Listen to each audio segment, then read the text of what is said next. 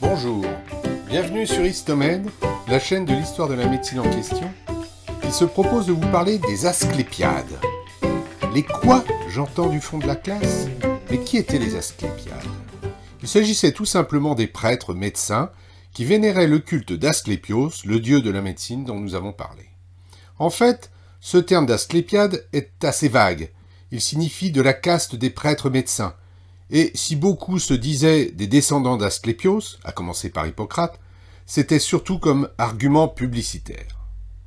Ces prêtres étaient installés dans des temples cliniques, comme Titane ou Épidore, dont on voit ici les ruines. Temples cliniques qui s'élevaient dans des stations climatiques, ancêtres de nos villes de cure, comme si Évian se jumelait avec Lourdes pour ouvrir un hôpital. Et ce, dans toute la grande Grèce. Il faut savoir que la Grèce de cette époque, entre les 8e et 5e siècles avant Jésus-Christ, correspondait plus à un peuple, une langue et une culture commune qu'à une terre, car comme nous l'avons vu pour la naissance des différentes écoles de philosophie, elle recouvrait une bonne partie du monde méditerranéen, de la mer Noire à la Sicile. C'est la période de la constitution des cités-États indépendantes qui vit la libération vis-à-vis de la religion selon deux voies distinctes, la voie philosophique que nous avons survolée et la voie empirique. Les écoles de médecine où se développa cette voie empirique étaient en rapport étroit avec les écoles de philosophie dont nous avons parlé, puis s'en détachèrent progressivement. Progressivement aussi, les prêtres asclépiades surent utiliser les connaissances pratiques élaborées dans les temples pour dissocier leur art de l'influence du sacré.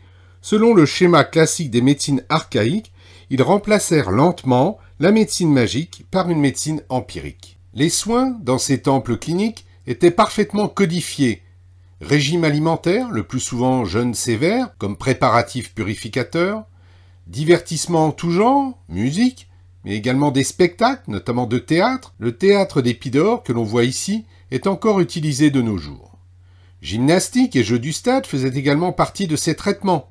Le sport se trouvait au centre de la vie grecque et le gymnase était autant un lieu de rencontre, de discussion que de pratique sportive. La santé était chez les Grecs le fruit d'un équilibre entre alimentation et l'exercice, notion oubliée de nos jours où l'équilibre est difficile à en trouver entre sédentarité et malbouffe. Platon résumait les conditions de la perfection corporelle, développement des enfants, maintien de la santé des adultes et bonne constitution physique pour tous. Il affirmait de plus que l'homme à état naturel n'a pas besoin de médecin, sauf pour les lésions externes et les épidémies, et que la médecine n'existerait pas si les hommes n'avaient contracté le goût du luxe, et, pourrait-on ajouter, avaient gardé le goût pour l'activité physique et le sport. Le gymnase a d'ailleurs autant sa place dans une évocation de la médecine grecque que les philosophes physiologues que nous avons vus, ou que les Asclépiades. Nous en reparlerons d'ailleurs avec Hippocrate. Enfin, les bains et les massages faisaient aussi partie des soins dans ces temples, mais c'est surtout l'incubation, dans un lieu nommé Abaton ou Asclépion, sorte de portique sous lequel le malade recevait la visite d'Esculape pendant son sommeil, qui était du ressort des Asclépiades. Il faut noter l'importance des rêves dans la Grèce antique, notion sans doute héritée des Babyloniens. Aristophane nous donne une description quelque peu charlatanesque de cette activité, mais de nombreux ex-voto retrouvés lors des fouilles laissent penser que les guérisons étaient fréquentes, probablement à cause de la fréquence des maladies fonctionnelles et psychiques. Il s'agissait ni plus ni moins de l'ancêtre de la psychothérapie. D'un autre côté, ceux qui mouraient ne pouvaient guère fournir d'ex-voto.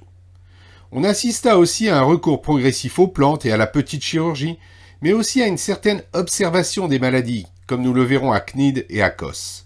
Ces traitements, bien sûr, n'étaient pas gratuits. Le sanctuaire réclamait une taxe de consultation à tout visiteur désirant se faire soigner, sans tiers payant à l'époque. Une fois son dû acquitté, le malade recevait une lamelle de plomb avec une inscription qui lui servait de ticket d'entrée. Une sorte de sacristain surveillait les patients pour qu'ils ne resquillent pas. Sans oublier les offrandes aux dieux, comme le montre ce bas-relief votif attique daté vers 325 avant Jésus-Christ. On voit à gauche le dieu Asclépios assis sur un trône, derrière lui se dresse sa fille Hygie. Sous le trône du dieu, on retrouve le serpent symbolique. Devant lui, plus petit, selon la convention, est représenté un couple de dédicants, avec les membres de leur famille, 4 enfants. À l'extrémité du relief, une servante porte sur sa tête une grande kystée, une caisse, contenant les offrandes aux 2 divinités honorées. Les Asclépions étaient disséminés dans le monde grec sur tout le pourtour méditerranéen. L'Asclépion d'Athènes, construit sur le versant méridional de l'acropole, est l'un des plus connus.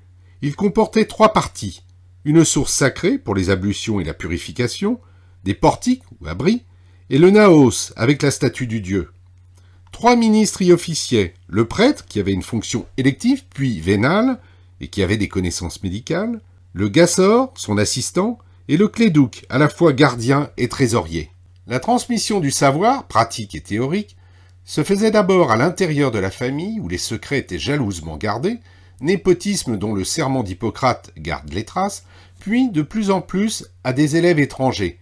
Ces derniers, qui ne pouvaient pas tous rester sur place à la fin de leur formation, furent à l'origine des médecins périodeutes, sortes de médecins voyageurs dont le savoir s'enrichissait au contact d'autres civilisations et à l'origine de la diffusion des idées et du savoir, ainsi que de la constitution d'archives, archives dans lesquelles puiseront les médecins laïcs pour parfaire leurs connaissances, à commencer d'ailleurs par Hippocrate. Crotone, dans le sud de l'Italie, est l'un des plus anciens temples cliniques d'influence pythagoricienne. Je vous rappelle le rôle d'Alcméon de Crotone. Créé par Calliphon de Cnide, c'est surtout son fils qui fut le plus célèbre des médecins périodeutes issus de cette école. Chassé de Crotone, déjà en perte de vitesse par rapport à d'autres centres comme Cos ou Cnide, les 2 grandes écoles rivales du 5e siècle, Démocédès devint archiatre, c'est-à-dire médecin public, à Égine, puis à Athènes, puis il partit à Samos pour traiter Polycrate.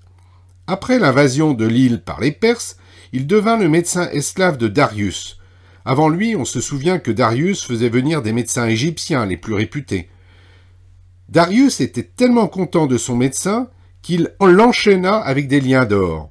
Démocédès fut aussi le médecin d'Atossa, la femme de Darius, qui mourut d'un cancer du sein. À l'exemple de Démocédès, qui revint ensuite à Crotone pour finir sa carrière de médecin, les périodeutes se sédentarisaient volontiers après leur périple. Ils s'installaient hors des temples, comme fonctionnaires ou comme médecins privés. Ils s'installaient à leur compte, visitant les malades à domicile ou dans un iatréon, ancêtre de nos cliniques modernes, avec centres de consultation et lits d'hospitalisation. Le matériel comportait baignoires en cuivre, boîte à onguents, boîte à drogue, tréteaux, ventouses, bougies, bistouri d'airain, scalpel, cure-oreilles, ciseaux, sondes, davier pour arracher les dents, sondes pour les oreilles, des plats, des éponges, des brosses, des bandes, des compresses, des cautères, staphylotomes pour couper la luette, les trépans, etc. Médecins généralistes, ils étaient plus ou moins aidés par leurs élèves ou par des esclaves qui ne pouvaient pas s'installer en leur nom propre, ou alors par des femmes qui ne pouvaient pas non plus s'installer, sauf comme sage-femme, à l'exemple de la mère de Socrate. Ils touchaient des honoraires variables selon le client. Proétos offrit ainsi les 2 tiers d'un royaume à son médecin Mélampe. On a vu que Darius couvrit Démocédès d'or, etc. Mais beaucoup vivaient misérablement. Ils pouvaient aussi s'installer pour le compte de l'État. Le décret de Charondas, édité vers -600 en Sicile, montre la tendance très précoce à l'étatisation de la médecine, avec un impôt spécial, comme à Athènes ou à Delphes, appelé le iatricon, un peu l'ancêtre de nos charges sociales, mais pour des soins uniquement réservés à l'époque aux citoyens de la ville. Cette étatisation de la médecine était logique, du fait du rôle important des médecins en cas d'épidémie et pour la surveillance de l'hygiène. Si le médecin, nommé sur titre, en l'absence de diplôme, avait des droits, et notamment un salaire, il avait aussi des devoirs. Et même hors des temples, ces médecins, qui étaient bien considérés, restaient néanmoins attachés à Asclépios, auquel ils faisaient des sacrifices 2 fois par an. Cela permettait de les différencier des nombreux charlatans qui pullulaient, la différence étant d'ailleurs parfois assez ténue entre ces derniers et le iatros, celui qui guérit. Le 5e siècle vit la décadence de Crotone, au sud de l'Italie, et d'Agrigente en Sicile, la cité d'Empédocle et de Pausanias, et la montée en puissance de temples cliniques d'Asie mineure, comme Rhodes et surtout Cnide et Cos. Cnide nous est paradoxalement connu par les écrits d'Hippocrate, de l'école pourtant concurrente. Nous verrons dans la prochaine vidéo que nos nombreux écrits hippocratiques sont en fait d'origine cnidienne. Ces textes et les sentences cnidiennes, qui nous sont connus grâce à Galien, nous apprennent notamment que les médecins de Cnide étaient plus empiristes, mais aussi plus cliniciens que ceux de Cos, faisant une description pure des maladies et des symptômes, avec une observation pour chaque malade. Ils palpaient les malades, effectuaient des touchés vaginaux, et seraient même à l'origine de la découverte de l'auscultation. Ils furent aussi à l'origine des premières études d'embryologie, notamment sur le poulet. Ils étaient également très avancés en gynécologie. Je vous rappelle qu'Aphrodite avait une statue célèbre à Cnide, sculptée par Praxitèle. Les médecins cnidiens n'avaient par contre pas d'esprit de système, en opposition à la médecine philosophique des écoles que nous avons citées, et également de celle de Cos que nous allons voir, d'où une multiplication des observations et des traitements. Ils étaient aussi moins globalistes et plus localistes que l'école de Cos, et nous verrons que la prééminence que prit Cos sur Cnide, sur cette approche, va s'avérer finalement regrettable pour l'avenir de la médecine. D'autant que les médecins de Cnide étaient aussi plus avancés en chirurgie et en thérapeutique, une thérapeutique peut-être plus agressive qu'à Cos, selon un principe « donne et expérimente ». Les liens entre ses membres étaient assez soudés, mais c'était une école sans chef de file comme à Cos, même si certains écrits issus de cette école furent le fait d'un seul auteur, et notamment en gynécologie. Il y eut bien Stésias, qui fut esclave d'Artaxerxès, qui s'opposa à Hippocrate sur les luxations et qui avait pris conscience avec critique des limites de son art, notamment en thérapeutique dans l'emploi de l'élébore. Il y eut également Philistion, Euryphon, spécialiste en anatomie et en gynécologie, qui affirmait, également contre Hippocrate, auquel il s'opposa au chevet de Perdiccas, le roi de Macédoine, que le sang des hémorragies coulait autant des artères que des veines. Il y eut Eudoxe et son élève Chrysippe. L'école de Cos, juste en face de Cnide, s'attacha à former des médecins par une connaissance clinique, comme à Cnide, mais contrairement à sa concurrente, et établissant une corrélation entre les états pathologiques et instaurant une déontologie humaine et humaniste, d'où sa renommée. Fondée au milieu du VIe siècle, un siècle avant Hippocrate, sur le même modèle que les autres Asclépiades, Cos faisait remonter ses origines à Asclépios par le côté paternel et à Héraclès par le côté maternel. Centre de soins sacerdotaux et empiriques autant qu'école, Cos est considéré comme l'école de la science, de la sagesse et de la synthèse, tandis que Cnide fut celle de l'observation des maladies. Les ancêtres d'Hippocrate étaient toutefois plus proches des prêtres médecins du culte d'Asclépios que d'Alcméon ou d'Empédocle, ou même que des médecins de Cnide.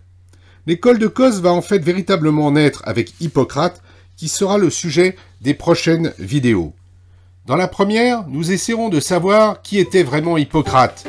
Dans les deux autres, nous essaierons de répondre à la question si Hippocrate mérite vraiment son titre de père de la médecine. Je vous donne donc rendez-vous la semaine prochaine sur Histomed, la chaîne de l'histoire de la médecine en question.